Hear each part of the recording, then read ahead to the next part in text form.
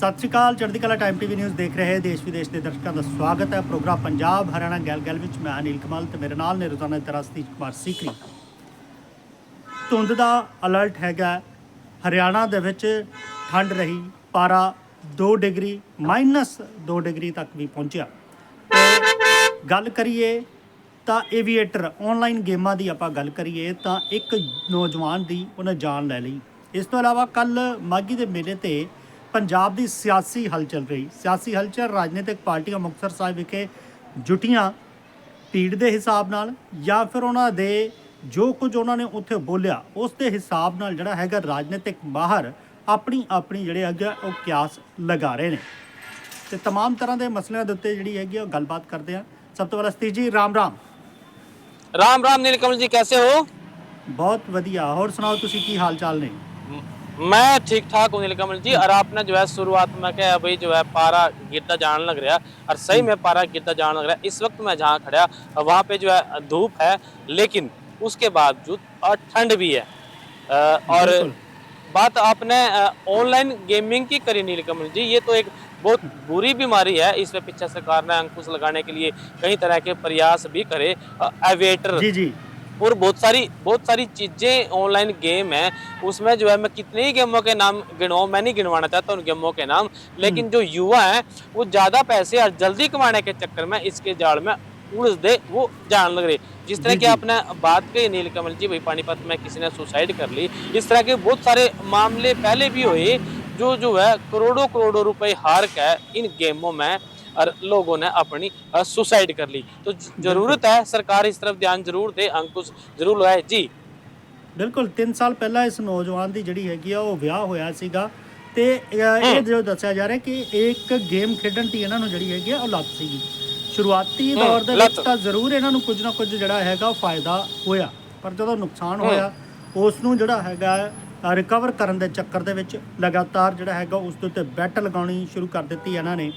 ਤਾਂ ਬੈਟ ਲਗਾਉਣ ਦੇ ਚੱਕਰ 'ਚ ਮਤਲਬ ਕਿ ਪੈਸੇ ਪਹਿਲਾਂ ਆਏ ਸੀ ਫਿਰ ਗਏ, ਫਿਰ ਉਸ ਦੀ ਰਿਕਵਰੀ ਦੇ ਚੱਕਰ ਦੇ ਵਿੱਚ ਜਿਹੜਾ ਹੈਗਾ ਇਸ ਵਿਅਕਤੀ ਦੇ ਉੱਤੇ ਜਿਹੜਾ ਹੈਗਾ ਕਾਫੀ ਕਰਜ਼ ਜਿਹੜਾ ਹੈਗਾ ਵੱਧ ਗਿਆ ਸੀਗਾ। ਇਹ ਉਸੇ ਕਰਜ਼ ਦੀ ਦਲਦਲ ਦੇ ਵਿੱਚ ਫਸ ਗਿਆ ਸੀਗਾ ਤੇ ਜਿੱਥੋਂ ਜੋ ਇਹ ਖਬਰ ਆ ਰਹੀ ਹੈ ਕਿ ਇਹ ਵਿਅਕਤੀ ਜਿਹੜਾ ਹੈਗਾ ਉਸ ਨੂੰ ਚੁਕਾਉਣ ਦੇ ਵਿੱਚ ਨਾਕਾਮ ਸੀ, ਤਾਂ ਫਿਰ ਇਸ ਨੇ ਆਪਣੀ ਜ਼ਿੰਦਗੀ ਜਿਹੜੀ ਹੈ ਉਹ ਖਤਮ ਕਰ ਲਈ। ਸਿਰਫ ਇਹੀ ਨੌਜਵਾਨ ਨਹੀਂ ਸਤੀਸ਼ ਜੀ, ਬਹੁਤ ਸਾਰੇ ਨੌਜਵਾਨ ਜਾਂ ਬਹੁਤ ਸਾਰੇ ਲੋਕ ਜਿਹੜੇ ਨੇ ਉਹ ਇਹਨਾਂ ਚੀਜ਼ਾਂ ਦੇ ਵਿੱਚ ਫਸੇ ਹੋਏ ਨੇ। ਤਾਂ ਇਹ ਅਕਸ਼ੇ ਕੁਮਾਰ ਹੈਗਾ ਵਿਅਕਤੀ ਜਿਹਦੇ ਮੁੰਡੇ ਦੀ ਪਹਿਚਾਣ ਹੋਈ ਹੈ ਕਿ ਸਿਰਫ ਇੱਕ ਅਕਸ਼ੇ ਕੁਮਾਰ ਹੀ ਨਹੀਂ, ਬਹੁਤ ਸਾਰੇ ਲੋਕ ਅਜਿਹੇ ਨੇ ਜਿਹੜੇ ਕਿ ਆਨਲਾਈਨ ਗੇਮਿੰਗ ਦੇ ਚੱਕਰ ਦੇ ਵਿੱਚ ਫਸ ਜਾਂਦੇ ਨੇ। ਪਰ ਜਿਹੜੀ ਇਹ ਗੇਮ ਖੇਡ ਰਿਹਾ ਸੀ ਸਤੀਸ਼ ਜੀ, ਕੁਝ ਗੇਮਾਂ ਸਕਿੱਲਡ ਆਧਾਰਿਤ ਹੁੰਦੀਆਂ ਨੇ ਜਿਹਦੇ 'ਚ ਤੁਹਾਡੀ ਸਕਿੱਲ ਹੈਗੀ ਹੈ ਤਾਂ ਤੁਸੀਂ ਉਸ ਨੂੰ ਖੇਡ ਕੇ ਆਪਣੇ ਜਿਹੜੇ ਹੈਗਾ ਪੈਸੇ ਕਰ ਸਕਦੇ ਹੋ, ਜਿੱਤ ਸਕਦੇ ਹੋ, ਕਿਉਂਕਿ ਉਹ ਤੁਹਾਡੀ ਸਕਿੱਲ ਤੇ ਨਿਰਭਰ ਕਰਦਾ ਹੈ ਕਿ ਤੁਹਾਨੂੰ ਉਸ ਚੀਜ਼ ਦੀ ਕਿੰਨੀ ਕੁ ਸਮਝ ਹੈਗੀ ਆ। ਪਰ ਇਹ ਜਿਹੜੀ ਇਹ ਗੇਮ ਖੇਡਦਾ ਸੀਗਾ ਇਹ ਪੂਰੀ ਦੀ ਪੂਰੀ ਲੱਕ ਤੇ ਨਿਰਧਾਰਿਤ ਸੀਗੀ। ਏਵੀਏਟਰ ਨਾਮ ਦਾ ਇੱਕ ਗੇਮ ਹੈ ਜਿਹਦਾ ਜ਼ਿਕਰ ਕੀਤਾ ਜਾ ਰਿਹਾ ਇਹਦੇ ਵਿੱਚ ਕਿ ਇਹਦੇ ਵਿੱਚ ਜਹਾਜ਼ ਉੱਡਦਾ, ਉਹਦੇ ਤੋਂ ਪਹਿਲਾਂ ਬੈਟ ਲਗਾਉਣੀ ਹੁੰਦੀ ਹੈ ਤੇ ਜਿਵੇਂ ਹੀ ਜਹਾਜ਼ ਉੱਡਦਾ ਉਸ ਤੇ ਕ੍ਰੈਸ਼ ਹੋਣ ਤੋਂ ਪਹਿਲਾਂ ਆਪਣੀ ਬੈਟ ਦਾ ਪੈਸਾ ਬਾਹਰ ਕੱਢਣਾ ਹੁੰਦਾ। ਤੇ ਕਈ ਵਾਰ ਲਾਲਚ ਇਹ ਹੁੰਦਾ ਕਿ ਮੇਰਾ ਇੰਨੇ ਪੈਸੇ ਚਲੇ ਗਏ, ਇਹਨਾਂ ਦੀ ਭਰਪਾਈ ਜਿਹੜੀ ਹੈਗੀ ਆ, ਜਿਵੇਂ ਜਹਾਜ਼ ਉੱਡੇਗਾ ਚਾਹੇ ਉਹ 1 ਗੁਣਾ ਤੇ ਜਾਏ, ਕਈ ਵਾਰ ਤਾਂ 50 ਗੁਣਾ ਤੇ ਚੱਲ ਜਾਂਦਾ। ਤਾਂ ਸੋਚਦਾ ਵੀ ਜਿਹੜੀ ਬੈਟ ਲਗਾਈ ਆ ਉਹ ਮਲਟੀਪਲ ਟਾਈਮ ਤੇ ਮਲਟੀਪਲ ਹੋ ਜਾਵੇ। ਤਾਂ ਉਸੇ ਚੱਕਰ 'ਚ ਕਿਸੇ ਵੇਲੇ ਜਿਹੜੀ ਹੈਗੀ ਆ ਭਾਰੀ ਜਿਹੜੀ ਹੈਗਾ ਨੁਕਸਾਨ ਚੱਲ ਲੈਂਦੇ ਨੇ। ਤਾਂ ਇਹ ਵਿਅਕਤੀ ਵੀ ਇਸੇ ਕਰਕੇ ਜਿਹੜਾ ਹੈਗਾ ਇਸ ਦੇ ਕਰਜ਼ ਹੇਠਾਂ ਆ ਗਿਆ ਤੇ ਆਖਰਕਾਰ ਉਸ ਲੱਤ ਨੇ ਜਾਨ ਲੈ ਲਈ ਜਿਹਦਾ ਜ਼ਿਕਰ ਕੀਤਾ ਜਾਂਦਾ ਹੈ। ਕਿਉਂਕਿ ਪਿਛਲੇ ਦਿਨੇ ਵੀ ਆਨਲਾਈਨ ਗੇਮਿੰਗ ਨੂੰ ਲੈ ਕੇ ਰੀਅਲ ਟਾਈਮ ਜਿਹੜਾ ਕੈਸ਼ ਹੈਗਾ ਉਹਨੂੰ ਲੈ ਕੇ ਕਾਨੂੰਨ ਬਣਾਇਆ ਗਿਆ ਤੇ ਬਹੁਤ ਸਾਰੀਆਂ ਐਪਲੀਕੇਸ਼ਨਸ ਦੇ ਉੱਤੇ ਸਤੀਸ਼ ਜੀ ਪਾਬੰਦੀ ਲਗਾਈ ਗਈ। ਪਰ ਬਹੁਤ ਸਾਰੀਆਂ ਐਪਲੀਕੇਸ਼ਨ ਜਿਹੜੀਆਂ ਨੇ ਚੋਰ ਮੋਰੀਆਂ ਰਾਹੀਂ ਜਿਹੜੀਆਂ ਨੇ ਚੱਲ ਰਹੀਆਂ ਨੇ, ਜਿਨ੍ਹਾਂ ਦੇ ਜਾਲ ਦੇ ਵਿੱਚ ਨੌਜਵਾਨ ਜਾਂ ਕਹੀਏ ਤਾਂ ਦੇਸ਼ ਦੇ ਬਹੁਤ ਸਾਰੇ ਲੋਕ ਫਸੇ ਹੋਏ ਨੇ। ਇਹਨਾਂ 'ਤੇ ਖਾਸ ਕਰਕੇ ਧਿਆਨ ਦੇਣ ਦੀ ਜ਼ਰੂਰਤ ਹੈ ਕਿ ਕਿਉਂਕਿ ਕੋਈ ਵੀ ਜਿਹੜਾ ਹੈਗਾ ਸਫਲਤਾ ਦਾ ਜਾਂ ਪੈਸੇ ਕਮਾਉਣ ਦਾ ਸ਼ਾਰਟਕਟ ਨਹੀਂ ਹੈਗਾ, ਉਹਦੇ ਲਈ ਮਿਹਨਤ ਕਰਨੀ ਜ਼ਰੂਰੀ ਹੈ ਤੇ ਰਿਸਰਚ ਜ਼ਰੂਰ ਕਰਨੀ ਚਾਹੀਦੀ ਹੈ। ਇਸੇ ਕਰਕੇ ਕਹਿੰਦੇ ਆ ਕਿ ਅਜਿਹੇ ਲੋਕਾਂ ਦੇ ਅਜਿਹੀਆਂ ਐਪਲੀਕੇਸ਼ਨਾਂ ਦੇ ਜਾਲ ਦੇ ਵਿੱਚ ਉਹ ਨਹੀਂ ਫਸਣਾ ਚਾਹੀਦਾ।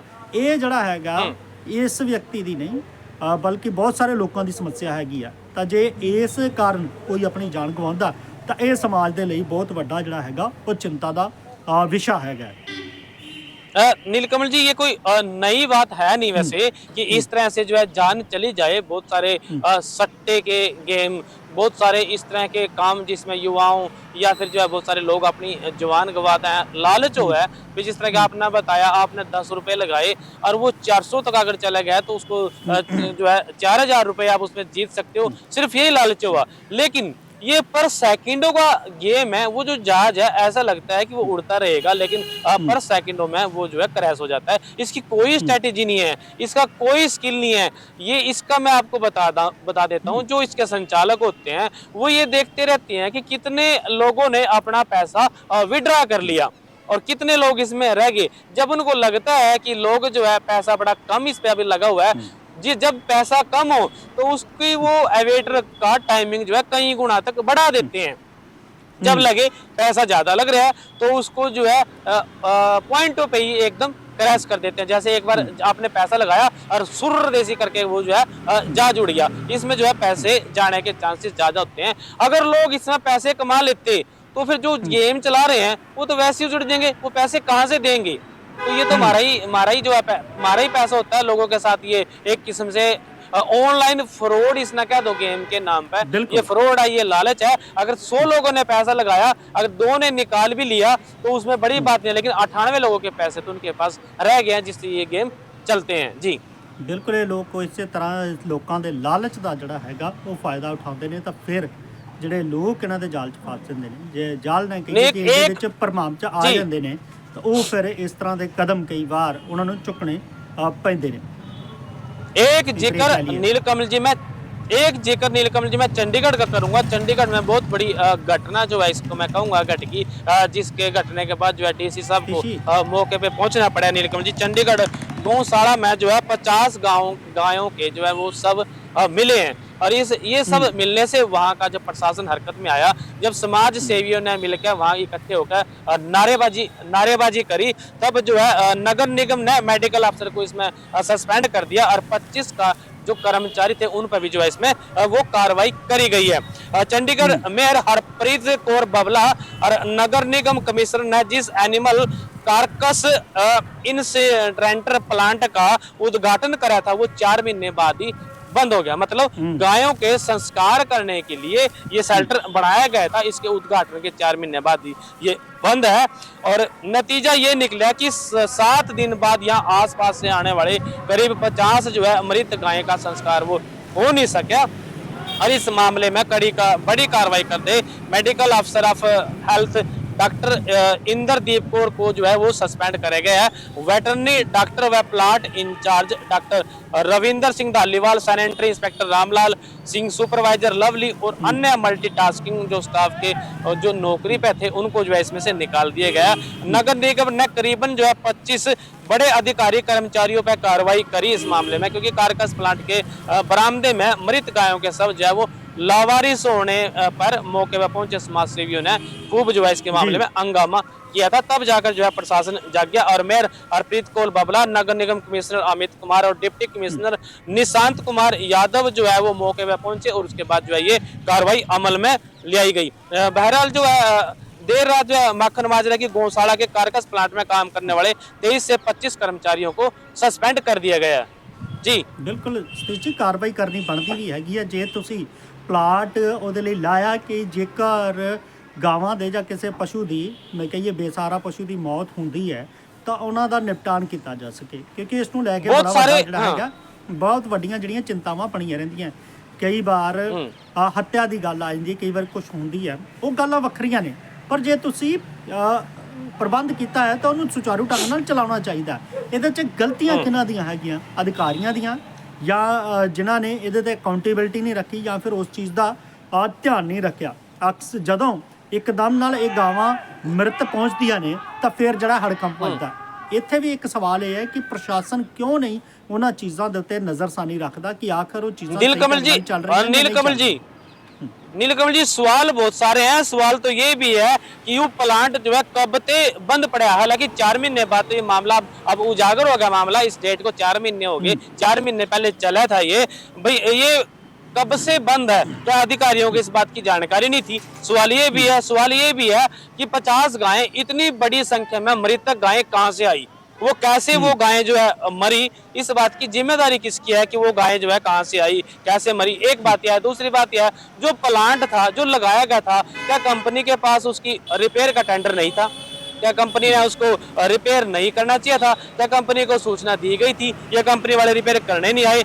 गाज क्या है, यह काम करने वाले कर्मचारियों पे ही गिरेगी, क्योंकि जो एमओएच विभाग के अधिकारी जो है वो अपडेट इससे नहीं थे। अगर मशीन में कोई टेक्निकल फॉल्ट पड़ा है तो इसका विकल्प पहले से सोचकर क्यों नहीं रखा गया? मशीन कब से खराब पड़ी थी? विभागीय सूत्रों की अगर हम बात करें तो 300 किलो के पशु के सब रख कर उसमें जलाया जा सका। तो ये 50 गायें यहाँ पे इकट्ठी होगी, ये गायें कैसे मरी, इस बात का भी जो है एक बड़ा सवाल है। ਬਿਲਕੁਲ ਵੱਡਾ ਸਵਾਲ ਇਹ ਵੀ ਹੈਗਾ ਸਤੀਸ਼ ਜੀ। ਕਈ ਵਾਰ ਆਪਾਂ ਇਹ ਵੀ ਦੇਖਿਆ ਹੈ ਕਿ ਚੰਡੀਗੜ੍ਹ ਦੇ ਵਿੱਚ ਹੀ ਸੜਕਾਂ ਦੇ ਉੱਤੇ ਆਵਾਰਾ ਪਸ਼ੂ ਜਿਹੜੇ ਨੇ ਉਹ ਘੁੰਮਦੇ ਹੋਏ ਨਜ਼ਰ ਆ ਜਾਂਦੇ ਨੇ। ਗਊਸ਼ਾਲਾਵਾਂ ਦਾ ਪ੍ਰਬੰਧ ਵੀ ਹੈਗਾ, ਸਾਰਾ ਕੁਝ ਹੈਗਾ। ਕਿਸੇ ਵੇਲੇ ਇਹ ਵੀ ਦੇਖਿਆ ਗਿਆ ਹੈ ਕਿ ਕਈਆਂ ਦੇ ਕੰਨਾਂ ਦੇ ਵਿੱਚ ਉਹ ਇੰਸ਼ੋਰੈਂਸ ਟੈਗ ਜਿਹੜੇ ਹੁੰਦੇ ਉਹ ਵੀ ਜਿਹੜੇ ਨੇ ਉਹ ਨਜ਼ਰ ਆਉਂਦੇ ਨੇ। पर सवाल ये है कि इसका मतलब ये है कि दूध पीकर वो गायें सड़कों पर, उनका जो मालिक है वो छोड़ देते हैं, जो गाय दूध नहीं देती। अगर किसी के पास टैग लगा हुआ है इंश्योरेंस का, इसका मतलब उसका इंश्योरेंस भी था, उसका क्लेम भी लिया गया है, या फिर जो है अधिकारियों के साथ कोई सेटिंग करके भाई जब उसका इंश्योरेंस है उस पर टोकन लग रहा है, उस टोकन पे एक नंबर होता है, उस नंबर से ये अधिकारी स्कैन क्यों नहीं करते? पता क्यों नहीं लगाते भी किस मालिक ने इसको छोड़ दिया, और जिस मालिक ने छोड़ा है तो उस पर कार्रवाई भी होनी चाहिए। इस तरह का भी कोई प्रावधान जरूर होना चाहिए ताकि जो बेसहारा पशु हैं वो सड़कों पर इस तरह से न मरे। जी सतीश जी, ठंड भी बहुत हैगी है, किस तरह का माहौल हैगा कि हरियाणा ਦੇ ਵਿੱਚ ਪਾਰਾ ਜਿਹੜਾ ਆ ਉਹ ਸਿਫਰ ਤੋਂ ਵੀ ਹੇਠਾਂ ਆ ਗਿਆ, ਮਤਲਬ ਕਹੀਏ ਤਾਂ -2 ਡਿਗਰੀ ਵੀ ਕਿਤੇ ਜਿਹੜਾ ਦਰਜ ਕੀਤਾ ਗਿਆ। ਇਸ ਤੋਂ ਪਹਿਲਾਂ ਪੰਜਾਬ 'ਚ ਵੀ ਆਪਾਂ ਗੱਲ ਕਰੀਏ, ਮਾਕੀ ਤੋਂ ਇੱਕ ਦਿਨ ਪਹਿਲਾਂ ਜੇ ਆਪਾਂ ਕਰੀਏ ਤਾਂ ਇੱਥੇ ਵੀ ਪਾਰਾ ਸਿਫਰ ਤੋਂ ਹੇਠਾਂ ਚਲਾ ਗਿਆ ਸੀਗਾ। ਤੇ ਠੰਡ ਇਸ ਵੇਲੇ ਵੀ ਬਹੁਤ ਹੈ। ਉਧਰ ਜੇ ਤੁਹਾਡੇ ਵਾਲੇ ਪਾਸੇ ਧੁੱਪ ਨਿਕਲੀ ਹੋਈ ਹੈ ਤੇ ਇੱਥੇ ਬਿਲਕੁਲ ਸੂਰਜ ਛਿਪਿਆ ਹੋਇਆ, ਪਿੱਛੇ ਜ਼ਰੂਰ ਹਲਕੀ ਧੁੰਦ ਦੀ ਚਾਦਰ ਜਿਹੜੀ ਆ ਉਹ ਨਜ਼ਰ ਆ ਰਹੀ ਹੋਵੇਗੀ।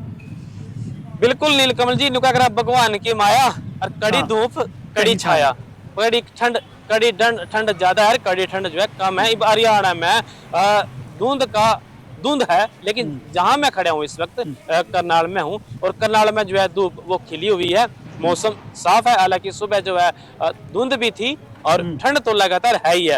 हरियाणा में धुंध से जो है ट्रक और बस की टक्कर लगने से नीलकमल जी 2 आदमियों की मौत होगी। ये धुंध का कहर है। और कुरुक्षेत्र में जूडो खिलाड़ी की जो है वो जान गई। हिसार में जिस तरह की आपने बात की, जो पारा है वो 0.2 डिग्री सेल्सियस तक वो पहुंचा है, इस बात का भी जो है जिक्र है। हरियाणा में पहाड़ों की जो ठंड है मैदानों से उतर के अब जो है वो लोगों ने सताने लग रही है। बर्फीली हवाओं के कारण तापमान जो है वो 0 के करीब पहुंच गया। अगर भारतीय मौसम विज्ञान IMD के बुलेटिन के मुताबिक अगर हम बात करें तो गुरुवार सुबह हिसार का तापमान सबसे कम 0.2 डिग्री वो दर्ज करा गया था। और इसी दौरान प्रदेश में धुंध और कोहरे से विजिबिलिटी जो है बहुत कम रही और हादसे जो है होते रहे। 9 जुलाई के फिरोजपुर जिरका थाना क्षेत्र में गांव गुज्जर नगला के पास आज सुबह 7 बजे दिल्ली मुंबई बड़ोदरा एक्सप्रेस वे पर एक जो है ट्रक की जो है टक्कर होगी बस के साथ, उसमें 2 लोगों की मौत होगी, जबकि कई लोग जो है उसमें वो घायल हो गए। हादसा जो है बड़ा भयंकर था, दोनों वाहन बुरी तरह से क्षतिग्रस्त हो गए। और लोगों की अगर बात करें जो उनके कहने के अनुसार हादसा जो है तेज गति और धुंध के कारण होया। मौके पर अफरा तफरी मच गई। एक्सप्रेस वे पर जो है कुछ समय के लिए यातायात प्रभावित हुआ। फिरोजपुर जिले का थाना पुलिस ने राहत और बचाव के कार्य करे। जिस तरह की बात आई भी हादसा जो है धुंध और तेज गति के कारण होया। भाई साथियों, जब भी धुंध हो तो कोशिश करो अपने वाहन की जो गति है वो कम रखो, क्योंकि आगे से दिखता नहीं, या फिर जो पीछे अगर बाई चांस कोई ऐसी घटना घट जाती है तो कई बार ऐसा भी होता है कि पीछे से एक के बाद एक कई सारे वाहन भी जो है वो टकरा जाते हैं। तो ये बात है नीलकंठ। वहीं जो है कुरुक्षेत्र की बात करें मैं, लाडवा में धुंध के बीच तेज रफ्तार कार ने बाइक की जोरदार टक्कर मार दी। इस हादसे में 19 साल के जूडो कराटे खिलाड़ी की मौत होगी, जबकि उसका एक दोस्त था जो गंभीर रूप से घायल हो गया। दोनों एकेडमी में ट्रेनिंग करके घर आने लग रहे थे। और मृतक की पहचान जोगी माजरा निवासी जो है एकांत के रूप में वहीं गुडा का रहने वाला उसका दोस्त वो घायल है। मतलब धुंध का कहर है वो प्रत्यक्ष रूप से भी है और अप्रत्यक्ष रूप से भी है। ठंड भी है और जान और माल का नुकसान भी ਹੋਣੇ ਲੱਗ ਰਿਹਾ ਹੈ ਜੀ। ਬਿਲਕੁਲ ਜਾਨ ਮਾਲ ਦਾ ਨੁਕਸਾਨ ਵੀ ਹੋ ਰਿਹਾ, ਠੰਡ ਵੀ ਜ਼ਿਆਦਾ ਹੈਗੀ ਆ, ਠੰਡ ਤੋਂ ਬਚਾਅ ਦੇ ਲੋਕ ਉਪਾਅ ਵੀ ਕਰ ਰਹੇ ਨੇ ਤੇ ਇਹਨਾਂ ਦਿਨਾਂ ਦੇ ਵਿੱਚ ਕਹੀਏ ਤਾਂ ਅੱਗ ਦਾ ਹਾਲਾਤ ਦਾ ਸਹਾਰਾ ਲੈ ਰਹੇ ਨੇ। ਪਰ ਠੰਡ ਤੋਂ ਸਤੀਜੀ ਬਿਲਕੁਲ ਨੀਲਕਮਲ ਜੀ ਰਿਕਾਰਡ ਜਿਹੜੀ ਆ ਜਲਦੀ ਨਜ਼ਰ ਵੀ ਨਹੀਂ ਆ ਰਹੀ। ਕੁਝ ਕੁ ਇਹ ਵੀ ਨੀਲਕਮਲ ਜੀ ਮੌਸਮ ਵਿਭਾਗ ਵੱਲੋਂ ਇਹ ਵੀ ਕਿਹਾ ਜਾ ਰਿਹਾ ਕਿ ਜਿਹੜਾ ਹੈਗਾ 21 22 23 ਤਰੀਕ ਤੱਕ ਜਿਹੜੀ ਹੈਗੀ ਉਹ ਬਾਰਿਸ਼ ਦੀ ਸੰਭਾਵਨਾ ਵੀ ਹੈਗੀ ਹੈ। ਸੰਭਾਵਨਾ ਇਹ ਵੀ ਜਤਾਈ ਜਾ ਰਹੀ ਹੈ ਕਿ ਖਾਲੀ ਬਾਰਿਸ਼ ਨਹੀਂ ਪਵੇਗੀ, ਇਹਦੇ ਨਾਲ ਜਿਹੜੇ ਨੇ ਉਹ ਓਲੇ ਵੀ ਪੈ ਸਕਦੇ ਨੇ ਤੇ ਜੇ ਓਲੇ ਪਏ ਤਾਂ ਫਿਰ ਠੰਡ ਜਿਹੜੀ ਹੈਗੀ ਹੈ ਉਹ ਹੋਰ ਵਧੇਗੀ। ਤਾਂ ਜੇ मैं कहा बिल्कुल नीलकमल जी मैं ये बताऊं आपने कि इस हार में आपने बात करी थी कि 2 सालों का रिकॉर्ड टूट गया। मतलब रिकॉर्ड बने भी इस हार में है, टूटे भी इस हार में है, क्योंकि जो है हिसार जो है लगभग हरियाणा का सबसे ठंडा जिला वो रहता है। भूमि जहाँ रेतली हो तो वहाँ जो है दिन के टाइम में गर्मी भी हो जाए, रात के टाइम में जो है ठंड भी जल्दी हो जाए, ये मरुस्थल की बात हुआ है। पिछले 15 सालों में 5वीं बार ऐसा हुआ जब न्यूनतम तापमान इस हार में 0.2 डिग्री तक गया और इस हार में न्यूनतम तापमान ने पिछले 2 साल का जो रिकॉर्ड है वो तोड़ दिया। 2025 में 15 जनवरी को तापमान 3.5 डिग्री था और 2024 में 16 दिसंबर को ये तापमान जो है 1.1 डिग्री दर्ज किया गया था। और इस हार के अलावा महेंद्रगढ़ में तापमान 0.8 डिग्री दर्ज किया गया। आड़ कांपने वाली जो सर्दी है 8 जिलों में अधिकतम तापमान जो है 6 से 8 डिग्री तक वो कम है, गिरा हुआ है। ऐसे में हरियाणा में कल से स्कूल खुलने जा रहे हैं। हरियाणा शिक्षा विभाग ने 15 जनवरी तक छुट्टियों के सर्दियों की छुट्टियों के आदेश दिए थे। हालांकि इस बात की भी चर्चा हो रही, कई जगह भी छुट्टियां जो है वो बढ़ा दी गई हैं, लेकिन इस बात की आधिकारिक पुष्टि हम नहीं करते क्योंकि सोशल मीडिया और व्हाट्सएप पे बहुत कुछ चलता है। लेकिन अभी तक जो है 15 जनवरी तक सर्दियों की छुट्टियों के वो आदेश थे जी। ਬਿਲਕੁਲ ਸੀ ਜੀ। ਛੁੱਟੀਆਂ ਦੇ ਦੇਸ਼ ਦੀ ਗੱਲ ਕਰੀਏ ਤਾਂ ਪੰਜਾਬ ਦੇ ਵਿੱਚ ਵੀ ਸਕੂਲ ਕੱਲ੍ਹ ਤੋਂ ਲੱਗ ਚੁੱਕੇ ਨੇ। ਹਾਲਾਂਕਿ ਜ਼ਰੂਰ ਐਡਮਿਨਿਸਟ੍ਰੇਟਿਵ ਪੱਧਰ ਦੇ ਉੱਤੇ ਜਿਹੜੇ ਨੇ ਅਧਿਕਾਰ ਦੇ ਦਿੱਤੇ ਗਏ ਨੇ ਕਿ ਜਿੱਥੇ ਜਿਸ ਤਰ੍ਹਾਂ ਦੀ ਠੰਡ ਦੀ ਸਥਿਤੀ ਹੈਗੀ ਹੈ, ਡਿਪਟੀ ਕਮਿਸ਼ਨਰ ਜਾਂ ਜਿਹੜੇ ਅਧਿਕਾਰੀ ਨੇ ਉਹ ਆਪਣੇ ਪੱਧਰ ਤੇ ਫੈਸਲਾ ਲੈ ਸਕਦੇ ਨੇ ਕਿ ਸਕੂਲ ਬੰਦ ਰੱਖਣੇ ਨੇ ਜਾਂ ਖੋਲ੍ਹਣੇ ਨੇ। ਦੂਜੇ ਪਾਸੇ ਸਤੀਸ਼ ਜੀ ਇਹ ਤਾਂ ਠੰਡ ਦਾ ਜ਼ਿਕਰ ਸੀਗਾ। ਠੰਡ ਦੇ ਵਿੱਚ ਰਾਜਨੀਤੀ ਪੰਜਾਬ ਦੀ ਜਿਹੜੀ ਹੈ ਉਹ ਕੱਲ੍ਹ ਚੰਗੀ ਤਰ੍ਹਾਂ ਨਾਲ ਗਰਮਾਈ ਰਹੀ। 4 सियासी पार्टियां कल तो दंगल था, राजनीति का दंगल कह दो कल के दिन को तो बिल्कुल कल कोई बुराई नहीं होगी, कोई अतिशोक्ति नहीं होगी। बिल्कुल इस ठंड ਦੇ ਵਿੱਚ ਪੂਰੀ ਤਰੀਕੇ ਨਾਲ ਰਾਜਨੀਤੀ ਜਿਹੜੀ ਆ ਗਰਮਾਈ ਰਹੀ। ਇੱਕ ਦੂਸਰੇ ਦੇ ਉੱਤੇ ਜਿਹੜੇ ਨੇ ਉਹ ਸਵਾਲ ਵਾਰ ਪਲਟਵਾਰ ਉਸ ਧਰਤੀ ਤੋਂ ਹੋਏ ਜਿੱਥੇ ਕਿ ਨਤਮਸਤਕ ਹੋਣ ਦੇ ਲਈ ਲੱਖਾਂ ਦੀ ਤਾਦਾਦ ਦੇ ਵਿੱਚ ਸੰਗਤ ਪਹੁੰਚੀ ਹੋਈ ਸੀ ਤੇ ਸੰਗਤ ਜਿਹੜੀ ਹੈ ਉਹ ਫਿਰ ਸਿਆਸੀ ਕਾਨਫਰੰਸਾਂ ਦੇ ਵਿੱਚ ਵੀ ਪਹੁੰਚੀ। ਰਾਜਨੀਤਿਕ ਲੋਕ ਇਹਦੇ ਆਪਣੇ ਆਪਣੇ ਜਿਹੜੇ ਨੇ ਮਾਇਨੇ ਕੱਢ ਰਹੇ ਨੇ। ਮਾਇਨੇ ਇਹ ਕਿ ਪੰਜਾਬ ਦੀ ਸਥਿਤੀ ਦੇ ਹਿਸਾਬ ਨਾਲ ਦੇਖੀਏ ਤੇ ਮੌਜੂਦਾ ਸਰਕਾਰ ਆਮ ਆਦਮੀ ਪਾਰਟੀ ਜਿਹੜੀ ਹੈਗੀ ਹੈ ਉਹਨੂੰ ਤਾਂ ਫਿਰ ਕਹਿੰਦੇ ਕਿ ਭਗਵੰਤ ਮਾਨ ਹੋਣਾ ਦਾ ਜਿਹੜਾ ਹੈਗਾ ਉਹ ਸਹਾਰਾ ਹੀ ਨਜ਼ਰ ਆ ਰਿਹਾ ਕਿਉਂਕਿ ਇਸ ਦੌਰਾਨ ਜਿਹੜੀ ਹੈਗੀ ਹੈ ਆਪਣਾ ਜਿਹੜਾ ਭਾਸ਼ਣ ਦਿੱਤਾ ਹੈ ਉੱਥੇ ਵਾਧੂ ਜਿਹੜੀ ਕਮਾਨ ਹੈਗੀ ਆ ਉਹ ਭਗਵੰਤ ਮਾਨ ਹੋਣਾ ਨਹੀਂ ਸੰਭਾਲੀ ਹੈ ਤੇ ਉਹਨਾਂ ਨੇ ਜਿਹੜੇ ਜ਼ਿਕਰ ਕੀਤੇ ਨੇ ਆਪਣੀਆਂ ਸਰਕਾਰਾਂ ਦਾ ਜਾਂ ਵਿਰੋਧੀਆਂ ਤੇ ਪਲਟਵਾਰ ਕੀਤੇ ਨੇ ਉਹਨੂੰ ਲੈ ਕੇ ਲੋਕ ਸਿਰਫ ਭਗਵੰਤ ਮਾਨ ਦੇ ਚਿਹਰੇ ਨੂੰ ਜਿਹੜੇ ਰਾਜਨੀਤਿਕ ਪੰਡਤ ਦੇਖ ਰਹੇ ਨੇ ਕਿ ਅੱਗੇ ਰਹੇਗਾ ਤੇ ਇਹ ਵੀ ਐਲਾਨ ਕਰ ਦਿੱਤਾ ਗਿਆ ਕਿ 2027 ਦਾ ਇਲੈਕਸ਼ਨ ਉਹਨਾਂ ਦੇ ਹੀ ਜਿਹੜਾ ਹੈਗਾ ਚਿਹਰੇ ਤੇ ਲੜਿਆ ਜਾਵੇਗਾ। ਪੰਜਾਬ ਮਾਡਲ ਜਿਹੜਾ ਆ ਉਹ ਦੂਸਰੀ ਜਗ੍ਹਾ ਦਾ ਜ਼ਿਕਰ ਹੁੰਦਾ, ਪਹਿਲਾਂ ਦਿੱਲੀ ਮਾਡਲ ਦਾ ਹੁੰਦਾ ਸੀਗਾ। ਦੂਸਰੇ ਪਾਸੇ ਸਤੀਸ਼ ਜੀ ਸ਼੍ਰੋਮਣੀ ਅਕਾਲੀ ਦਲ ਦੀ ਰੈਲੀ ਦੇ ਦੌਰਾਨ ਵੀ ਜਿਹੜੀ ਹੈਗੀ ਖਾਸੀ ਚੰਗੀ ਭੀੜ ਨਜ਼ਰ ਆਈ। ਇਹਦੇ ਤੋਂ ਕਹਿੰਦੇ ਕਿ ਰਾਜਨੀਤਿਕ ਪੰਡਤ ਇਹ ਦੇਖ ਰਹੇ ਨੇ ਕਿ ਸੁਖਬੀਰ ਬਾਦਲ ਜਿਹੜੇ ਨੇ ਉਹ ਗਦਗਦ ਨੇ ਕਿਉਂਕਿ ਜਿਹੜੀਆਂ ਨਗਰ ਪੰਚਾਇਤ ਦੀਆਂ ਚੋਣਾਂ ਹੋਈਆਂ ਨੇ ਉਹਦੇ ਵਿੱਚ ਜਿਸ ਤਰ੍ਹਾਂ ਦਾ ਉਹਨਾਂ ਨੂੰ ਬੂਮ ਮਿਲਿਆ ਤਾਂ ਉਸ ਦਾ ਉਹ ਸੋਚਦੇ ਕਹਿੰਦੇ ਨੇ ਕਿ ਉਹਨਾਂ ਨੂੰ ਲੱਗਦਾ ਕਿ ਇਹਦਾ ਫਾਇਦਾ ਮਿਲੇਗਾ। ਜਿਸ ਤਰ੍ਹਾਂ ਦੇ ਹੜ੍ਹਾਂ ਦੇ ਦੌਰਾਨ ਉਹਨਾਂ ਨੇ ਕੰਮ ਕੀਤੇ ਜ਼ਮੀਨ ਦੇ ਉੱਤੇ ਪੱਧਰ ਤੇ ਜਾ ਕੇ ਤਾਂ ਇਹ ਵੀ ਇੱਕ ਉਹਨਾਂ ਦੇ ਪੱਖ ਦੇ ਵਿੱਚ ਚੰਗੀ ਇਹ ਸਾਈਨ ਮੰਨਿਆ ਜਾ ਰਿਹਾ ਕਿ ਅਕਾਲੀ ਦਲ ਨੂੰ ਥੋੜ੍ਹਾ ਬਹੁਤ ਜਿਹੜਾ ਹੈਗਾ ਹੁਣ ਕਹੀਏ ਤਾਂ ਆਕਸੀਜਨ ਮਿਲ ਰਹੀ ਹੈ। ਤਾਂ ਸੁਖਬੀਰ ਬਾਦਲ ਜ਼ਰੂਰ ਇਹਦੇ ਤੋਂ ਜਿਹੜੇ ਨੇ ਉਹ ਖੁਸ਼ ਨੇ। ਦੂਜੇ ਪਾਸੇ ਜੇ ਆਪਾਂ ਗੱਲ ਕਰੀਏ ਸੁਖਬੀਰ ਬਾਦਲ ਉਹਨਾਂ ਦੀ ਗੱਲ ਇਹ ਹੈ ਕਿ 2027 ਤੱਕ ਇਹਨਾਂ ਚੀਜ਼ਾਂ ਨੂੰ ਉਹ ਮੇਨਟੇਨ ਰੱਖ ਪਾਉਂਦੇ ਹੈ ਜਾਂ ਨਹੀਂ ਰੱਖ ਪਾਉਂਦੇ ਕਿਉਂਕਿ ਨਸ਼ੇ ਦਾ ਤੇ ਜਿਹੜਾ ਪੰਥਕ ਮੁੱਦੇ ਨੇ ਉਹਨਾਂ ਨੂੰ ਲੈ ਕੇ ਸਿਆਸਤ ਕਾਫੀ ਜਿਹੜੀ ਹੈਗੀ ਹੈ ਪੰਜਾਬ ਦੇ ਵਿੱਚ ਬਣੀ ਹੋਈ ਹੈ ਤੇ ਇਹ ਮੁੱਦੇ ਮੈਨੂੰ ਲੱਗਦਾ ਹੈ ਕਿ ਆਉਣ ਵਾਲੇ 2027 ਦੀਆਂ ਚੋਣਾਂ ਦੇ ਵਿੱਚ ਵੀ ਜਿਹੜੇ ਆ ਉਹ ਨਜ਼ਰ ਆਉਣਗੇ ਜਿਹੜੇ ਪਹਿਲਾਂ 2022 2017 ਦੇ ਵਿੱਚ ਆਪਾਂ ਸੁਣਦੇ ਰਹੇ ਹਾਂ ਇਲੈਕਸ਼ਨਾਂ ਦੇ ਦੌਰਾਨ। ਉਹ ਤੋਂ ਪਹਿਲੀ ਵਾਰੀ ਜੇ ਗੱਲ ਕਰੀਏ ਤਾਂ ਪੰਜਾਬ ਦੇ ਵਿੱਚ ਭਾਰਤੀ ਜਨਤਾ ਪਾਰਟੀ ਨੇ ਜਿਹੜੀ ਹੈਗੀ ਆ ਉਹ ਆਪਣੀ ਸਿਆਸੀ ਕਾਨਫਰੰਸ ਕੀਤੀ ਮੁਕਤਸਰ ਸਾਹਿਬ 'ਚ। ਇਹ ਵੀ ਕਿਹਾ ਜਾ ਰਿਹਾ ਕਿ ਉਹਨਾਂ ਨੂੰ ਵੀ ਇੱਥੋਂ ਜਿਹੜਾ ਹੈਗਾ ਚੰਗਾ ਹੁੰਗਾਰਾ ਮਿਲਣ ਦੀ ਉਮੀਦ ਹੈ। ਜਿਸ ਤਰੀਕੇ ਨਾਲ ਉਹਨਾਂ ਦੀ ਕਾਨਫਰੰਸ ਦੇ ਵਿੱਚ ਵੀ ਲੋਕ ਜਿਹੜੇ ਨੇ ਉਹ ਪਹੁੰਚੇ ਤੇ ਉਹ ਸੋਚਦੇ ਨੇ ਕਿ ਮਾਲਵੇ ਵਾਲੇ ਪਾਸੇ ਵੀ ਉਹਨਾਂ ਦਾ ਜਿਹੜਾ ਹੈਗਾ ਹੁਣ ਆਧਾਰ ਜਿਹੜਾ ਹੈ ਉਹ ਵੱਧਦਾ ਨਜ਼ਰ ਆਵੇਗਾ। ਪਰ ਜਿੱਥੋਂ ਤੱਕ ਗੱਲ ਅੰਮ੍ਰਿਤਪਾਲ ਹੋਣਾ ਦੀ ਪਾਰਟੀ ਦੀ ਹੈਗੀ ਹੈ, ਸ਼੍ਰੋਮਣੀ ਅਕਾਲੀ ਦਲ ਵਾਰਿਸ ਪੰਜਾਬ ਦੀ, ਉੱਥੇ ਜਿਹੜੇ ਸਿਆਸੀ ਧਿਰਾਂ ਦੇ ਵਿੱਚ ਕਲੀਏ ਮਨਪ੍ਰੀਤ ਦਿਆਲੀ ਵੀ ਉੱਥੇ ਜੁੜੇ ਸੀਗੇ, ਨਾਲ ਉੱਥੇ ਪਹੁੰਚੇ ਲੱਖਾ ਸਿਧਾਣਾ ਜਾਂ ਹੋਰ ਲੋਕ ਪਹੁੰਚੇ। ਉੱਥੇ ਗੱਲ ਜਿਹੜੀ ਹੈਗੀ ਹੈ ਉਹ ਕਿਤੇ ਨਾ ਕਿਤੇ ਉਹੀ ਵਾਮਪੰਥ ਵਾਲੀ ਵੀ ਰਹੀ। ਉਹਨੂੰ ਲੈ ਕੇ ਰਾਜਨੀਤਿਕ ਪੰਡਿਤ ਇਸ ਨੂੰ ਕੋਈ ਜ਼ਿਆਦਾ ਹੁੰਗਾਰਾ ਨਹੀਂ ਵੇਖ ਰਹੇ। ਪਰ 2027 ਦੀਆਂ ਚੋਣਾਂ 'ਚ ਕੀ ਹੁੰਦਾ ਜਾਂ ਉੱਥੋਂ ਤੱਕ ਕੀ ਹੁੰਦਾ, ਇਹ ਖਾਲੀ ਇਸ ਕਾਨਫਰੰਸ ਤੋਂ ਅੰਦਾਜ਼ਾ ਨਹੀਂ ਲਾਇਆ ਜਾ ਸਕਦਾ। ਪਰ ਫਿਰ ਵੀ ਇਹਦੇ ਉੱਤੇ ਚਰਚਾ ਜ਼ਰੂਰ ਹੋ ਰਹੀ ਹੈ। ਪਰ ਗੱਲ ਸਥਿਤੀ ਇਹ ਵੀ ਹੈਗੀ ਹੈ ਕਿ ਕੀ ਆਮ ਆਦਮੀ ਪਾਰਟੀ, ਭਾਰਤੀ ਜਨਤਾ ਪਾਰਟੀ ਤੇ ਸ਼੍ਰੋਮਣੀ ਅਕਾਲੀ ਦਲ ਕੀ ਸੋਚਦੇ ਨੇ ਕਿ ਇੱਥੇ ਸਿਆਸੀ ਕਾਨਫਰੰਸ ਕਰਕੇ ਆਪਣਾ ਜਿਹੜਾ ਹੈਗਾ ਰਾਜਨੀਤਿਕ ਰੁਤਬਾ ਉਹ ਵਧਾਇਆ ਜਾ ਸਕਦਾ, ਜਾਂ ਇਸ ਨੂੰ ਜਿਹੜਾ ਇੱਕ ਸ਼ਕਤੀ ਪ੍ਰਦਰਸ਼ਨ ਦੇ ਤੌਰ ਤੇ ਇਹ ਦਿਖਾਇਆ ਗਿਆ।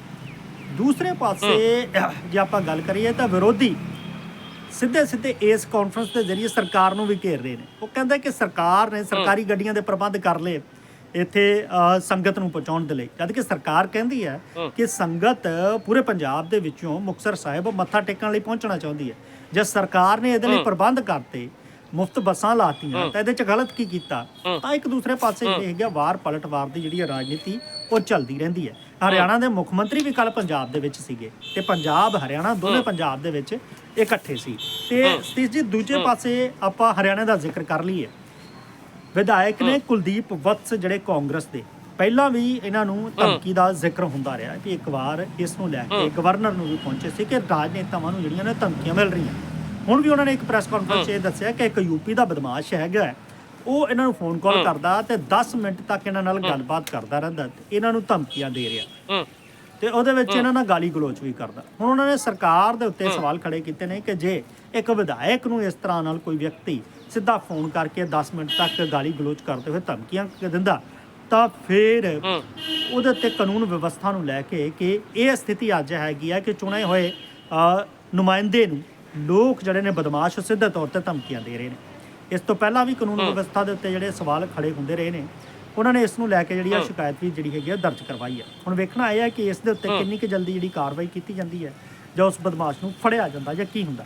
ਪਰ ਪੁਲਿਸ ਜ਼ਰੂਰ ਇਸ ਗੱਲ ਨੂੰ, ਹਰਿਆਣਾ ਸਰਕਾਰ ਇਹ ਕਹਿੰਦੀ ਹੈ ਕਿ ਜਿਹੜੇ ਕਾਰਵਾਈਆਂ ਉਹ ਕੀਤੀਆਂ ਜਾਣਗੀਆਂ ਤੇ ਜਿਹੜੇ ਬਦਮਾਸ਼ ਇਹ ਸੋਚਦੇ ਨੇ ਕਿ ਉਹਨਾਂ ਨੂੰ ਕੁਝ ਨਹੀਂ ਹੋਵੇਗਾ ਜਾਂ ਬਾਹਰੋਂ ਬੈਠ ਕੇ ਉਹ ਧਮਕੀਆਂ ਦਿੰਦੇ ਨੇ ਤੇ ਆਪਣੀ ਗੈਂਗ ਚਲਾਉਂਦੇ ਨੇ, ਉਹਨਾਂ ਤੇ ਜ਼ਰੂਰ ਕਾਰਵਾਈ ਕੀਤੀ ਜਾਵੇਗੀ। ਇਸ ਤੋਂ ਪਹਿਲਾਂ ਆਪਰੇਸ਼ਨ ਕ੍ਰੈਕਡਾਊਨ ਜ਼ਰੂਰ ਚਲਾਇਆ ਸੀਗਾ ਜਦੋਂ DGP ਸੀਗੇ ਪਹਿਲੇ, ਤਾਂ ਲਗਾਤਾਰ ਕਾਰਵਾਈ OP Singh DGP OP Singh ji ਬਿਲਕੁਲ ਉਹਨਾਂ ਨੇ ਕੀਤੀ ਸੀਗਾ। ਹੁਣ ਇਹ ਹੈ ਕਿ ਕੀ ਕਾਨੂੰਨ ਵਿਵਸਥਾ ਦੀ ਜਿਹੜੀ ਚੀਜ਼ ਹੈਗੀ ਹੈ ਕਿ ਫਿਰ ਤੋਂ ਧਮਕੀਆਂ ਮਿਲਣੀਆਂ ਸ਼ੁਰੂ ਹੋ ਗਈਆਂ ਜਾਂ ਇਹਦੇ ਵਿੱਚ ਕੋਈ ਹੋਰ ਗੱਲ ਹੈਗੀ ਆ, ਉਹ ਜਾਂਚ ਦੇ ਦੌਰਾਨ ਜਿਹੜੀ ਹੈਗੀ ਆ ਉਹ ਸਾਹਮਣੇ ਆ ਜਾਵੇਗੀ। ਪਰ ਕੱਲ ਪ੍ਰੈਸ ਹਾਲਾਂਕਿ ਜ਼ਰੂਰ 1-2 ਦਿਨ ਪੁਰਾਣੀ 3 ਦਿਨ ਪੁਰਾਣੀ ਘਟਨਾ ਇਹ ਜ਼ਰੂਰ ਦੱਸੀ ਜਾ ਰਹੀ ਹੈ, ਉਸ ਦਾ ਖੁਲਾਸਾ ਜ਼ਰੂਰ ਥੋੜ੍ਹੀ ਦੇਰ ਬਾਅਦ, ਕੁਝ ਦਿਨ ਬਾਅਦ ਜਿਹੜਾ ਹੈਗਾ ਉਹ ਕੁਲਦੀਪ ਵਤਸ ਨੇ ਕੀਤਾ। ਹੁਣ ਵੇਖਣਾ ਇਹ ਹੈ ਕਿ ਇਸ ਮਾਮਲੇ ਦੇ ਵਿੱਚ ਪੁਲਿਸ ਵੱਲੋਂ ਕਿੱਦਾਂ ਦੀ ਕਾਰਵਾਈ ਕੀਤੀ ਜਾਂਦੀ ਹੈ ਤੇ ਜਿਹੜਾ ਯੂਪੀ ਦਾ ਬਦਮਾਸ਼ ਖੁਦ ਨੂੰ ਦੱਸਦਾ ਉਹਨੂੰ ਫੜਿਆ ਜਾਂਦਾ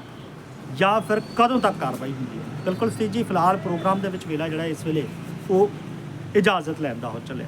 ਫਿਰ ਮਿਲਾਂਗੇ ਇਸੇ ਪ੍ਰੋਗਰਾਮ 'ਚ, ਤਦ ਤੱਕ ਲਈ ਮੈਨੂੰ ਤੇ ਸਤੀਸ਼ ਕੁਮਾਰ ਸੀਕਰੀ ਤੁਸੀਂ ਦਿਓ ਇਜਾਜ਼ਤ। ਬਣੇ ਰਹੋ ਚੜ੍ਹਦੀ ਕਲਾ ਟਾਈਮ TV ਨਾਲ। ਧੰਨਵਾਦ। ਰਾਮ ਰਾਮ ਜੀ।